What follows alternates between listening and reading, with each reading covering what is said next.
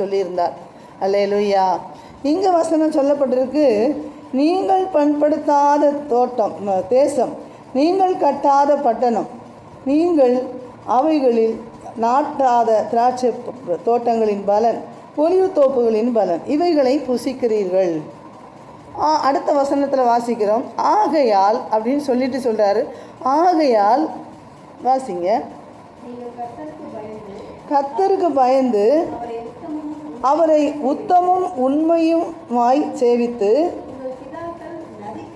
உங்கள் பிதாக்கள் நதிக்கு அப்புறத்திலும் எகிப்திலும் சேவித்த தேவர்களை அகற்றிவிட்டு கர்த்தரை சேவியுங்கள். இப்போ சொல்கிறாரு, ஆகையால் நீங்கள் பண்படுத்தாத தேசத்தை தந்திருக்கிறேன், நீங்கள் கட்டாத பட்டணத்தை நான் உங்களுக்கு கொடுத்துருக்கிறேன், நீங்கள் நடாத தோட்டத்தை புசிக்கிறீர்கள், அது போக என் ஒலிவ மரத்தினுடைய கனிகளையும் புசிக்கிறீர்கள்.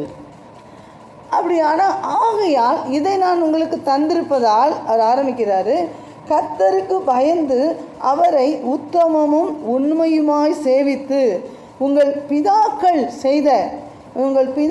சேவித்த உங்கள் நதிக்கு அப்புறத்திலும் எகிப்தில் சேவித்த தேவர்களையும் அகற்றிவிட்டு கர்த்தரை சேவியுங்கள்ன்றார். அப்படியானால் நீங்களும் நானும் நம்ம ஒரு இதில் இருந்து ரட்சிக்கப்பட்டிருக்கோம். எகிப்திலேருந்து ஆண்டவர் அழைத்து கொண்டு வந்திருக்கிறார். உலையான சேற்றிலிருந்து நம்மளை எடுத்திருக்கிறார். ஒரு குப்பையிலேருந்து நம்மை தூக்கி எடுத்திருக்கிறார். அந்த உலகத்திலேருந்து நம்மை தூக்கி எடுத்திருக்கிறார். நாம் ரட்சிக்கப்பட்டிருக்கிறோம். அவர் சொல்கிறார், ஆகையால் உங்களை நான் ரட்சித்திருக்கிறது மாத்திரமல்ல, உங்களை நல்ல தேசத்தில் நீங்கள் பண்படுத்தாத தேசத்தில் வச்சுருக்கிறேன். ஆகையால் நீங்கள் என்ன செய்யணும் அப்படின்னா, கர்த்தருக்கு பயப்படணும். பயப்படுவது மாத்திரமல்ல, உண்மையாக இருக்கணும். ரெண்டாவது சொல்கிறாரு, உத்தமமும் இருக்கணும் அப்படின்றார். அப்புறம் சொல்கிறாரு, நீங்கள் உங்களுக்கு முன்னாலேயும் பின்னாடி இருந்த காரியங்கள் எல்லாம் என்ன செய்யணும், அகற்றி விட்டு. என்ன செய்யணுமா? அகற்றி விட்டு. சொல்லிடுங்க, அகற்றி விட்டு.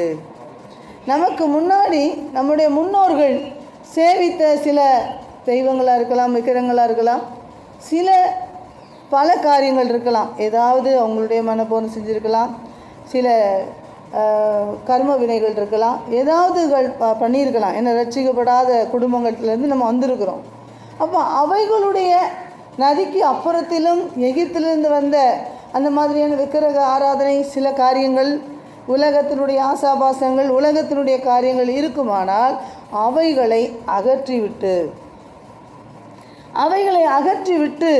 எப்படி இருக்கணுமா? கர்த்தரை சேவியுங்கள். நீங்கள் கர்த்தரை சேவிக்கிறீர்களா? நீங்கள் கர்த்தருடைய பிள்ளைகளாக இருக்கிறீர்களா? நீங்கள் ரட்சிக்கப்பட்டிருக்கிறீர்களா? நீங்கள் அபிஷேகம் இருக்கிறீர்களா என்று சொல்லி பவுல் கேட்குறார். நீங்கள் பரிசுத்த ஆவி பெற்றீர்களா அப்படின்லாம் கேட்குறாரு. புதிய ஏற்பாட்டில் இருக்குது.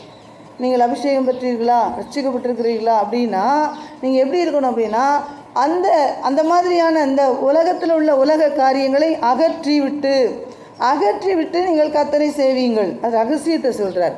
நீங்கள் கர்த்தரை சேவிப்பது நல்லது தான், நீங்கள் ரட்சிக்கப்பட்டது நல்லது தான், நீங்கள் ஆண்டவரை தேடுறது நல்லது தான், ஆராதிப்பது நல்லது தான். ஆனால் பழைய காரியங்களை, அதாவது உலக காரியங்கள், ஒரு ஆவிக்குரியவர்களுக்கு எது இருக்கக்கூடாதோ அவைகள் முன்காலத்தில் முந்தினவர்கள் பிதாக்கள் செய்த காரியங்கள் நமக்குள்ளே ஆட்டோமேட்டிக்காக வருவது இயல்பு. அந்த இயல்பான காரியங்களை கண்டறிந்து அவைகளை என்ன செய்யணுமா?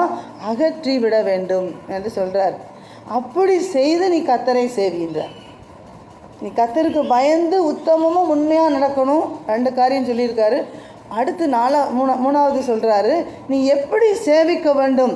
நீ ஒரு கிறிஸ்தவர்களாக இருக்க வேண்டுமானால் ஒரு கிறிஸ்தவள் எவ்வாறு நடக்க வேண்டும் என்று அதில் ஆலோசனை ஒரே வார்த்தையில் சொல்லியிருக்கிறார். நீ இவைகளை அகற்றிவிட்டு நீ கர்த்தரை சேவித்துக்கொள். அப்போது நீ எப்படி என்ன இருக்கும் அப்படின்னா, அவருடைய வழிகள் நமக்கு தெரியும், அவருடைய பாதைகள் நம்ம கண்ணுக்கு புலப்படும். அவருடைய பாதை, அந்த வழி நம்ம கண்களுக்கு என்ன செய்யணும், புலப்படும். அந்த பாதையில் சிலுவையினுடைய அந்த அடிச்சுவடுகளை பின்பற்றி நாம் கடந்து போவோம். கடந்து போவதற்கான வழிகள் நம்ம கண்ணுக்கு மாத்திரம் அது தெரியும். அல்லேலூயா.